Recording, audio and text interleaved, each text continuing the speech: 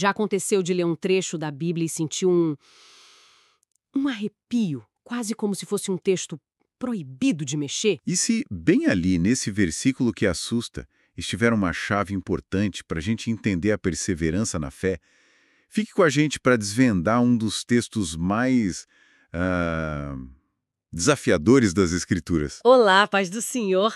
Que alegria ter a companhia de quem nos ouve. Eu sou Thaís Martins. E eu sou Pedro Fontes. Sejam muito bem-vindos ao nosso espaço de reflexão, a Bíblia em Diálogo. Hoje o nosso papo vai ser sobre uma passagem que, olha, gera muita dúvida, muito debate e até um certo receio, né?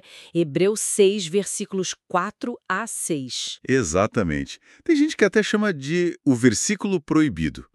Que o Espírito Santo nos guia nessa conversa. Vamos juntos? Vamos lá. Bom, para começar, vamos situar o pessoal. Hebreus 6, do 4 ao 6, fala basicamente assim, sobre pessoas que tiveram experiências muito profundas com Deus. E isso o texto descreve, né?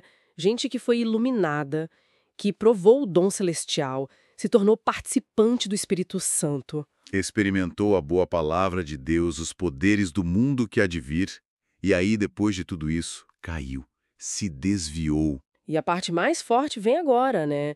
Diz que para essas pessoas é impossível ser renovado para arrependimento, porque elas estão de novo crucificando o Filho de Deus e expondo ele à vergonha. É pesado. Muito pesado. E aí, Thaís, o ponto central que a gente precisa entender e que as interpretações buscam esclarecer é de quem exatamente o autor está falando aqui. O que significa essa queda? Pois é, porque assim, não parece ser sobre aquele irmão ou irmã que tropeça, que luta contra um pecado por fraqueza, sabe? Aquele que cai, mas quer levantar. Exato. A ênfase do texto, pelo jeito que está escrito, parece apontar para um abandono, assim, deliberado, consciente. Uma decisão final de virar as costas para a fé em Cristo. Depois de ter tido uma experiência tão clara, tão profunda com a verdade, é uma rejeição total, né? Do que a pessoa conheceu e viveu. Isso. E aí, claro, um texto forte desses vai gerar diferentes maneiras de entender. Existem algumas linhas de interpretação. Sim. Uma delas, que a gente vê em alguns comentários, é a linha mais arminiana. Eles entendem que isso mostra que, sim, é possível uma pessoa perder a salvação, se ela chegar nesse ponto de apostasia consciente. Uhum. Uma possibilidade real, então. Exato. Por outro lado, tem a linha mais calvinista. Essa visão argumenta que essas pessoas, apesar de todas essas experiências, intensas que tiveram, Que parecem muito reais. Mas, na verdade, elas nunca teriam sido verdadeiramente regeneradas por Deus. Nunca tiveram a fé salvadora, genuína, sabe? A queda só revela o que já estava lá. entendi. As experiências foram reais, mas não a salvação em si. Isso. E tem ainda uma outra forma de ver, né? Que talvez o autor esteja usando uma linguagem muito forte, quase como uma hipótese extrema. Um alerta máximo. Isso, um alerta, para chacoalhar os leitores mesmo, para dizer, olha, levem a fé a sério, perseverem, para chamar a seriedade, a vigilância.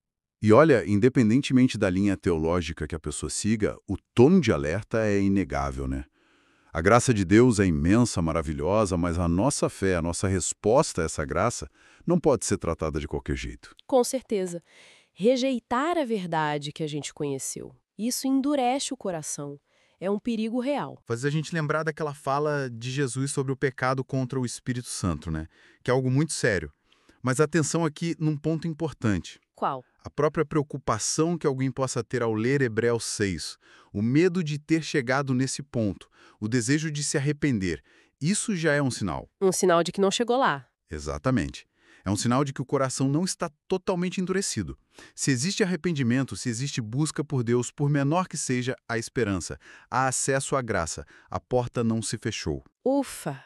Isso é um alívio e um chamado à responsabilidade ao mesmo tempo, né? Pensando em como aplicar isso na vida prática. Bom, primeiro é levar a nossa caminhada com Deus a sério. Não é brincadeira, né? É algo valioso demais. E tomar cuidado com a indiferença espiritual, né? Às vezes a gente vai esfriando, deixando pequenos deslizes passarem, e com o tempo isso pode levar a um coração mais duro. Pois é. Vigilância constante. E para quem está lutando, mas o coração ainda busca Deus, ainda deseja acertar, confiar na graça dele que restaura. Se há desejo de voltar, ele está de braços abertos. Sempre. E por fim, lembrar da importância da comunidade. O próprio livro de Hebreus fala muito disso, né? Encorajar uns aos outros todo dia, para ninguém se desviar enganado pelo pecado. A comunhão nos fortalece para permanecer firmes. Exatamente. Que reflexão, hein? Esse texto nos faz pensar muito sobre valorizar a luz que recebemos e perseverar até o fim, né? Pedir a Deus um coração sempre sensível à voz dele. Com certeza. É um chamado profundo à fidelidade consciente. E fica aquela pergunta para a gente continuar pensando.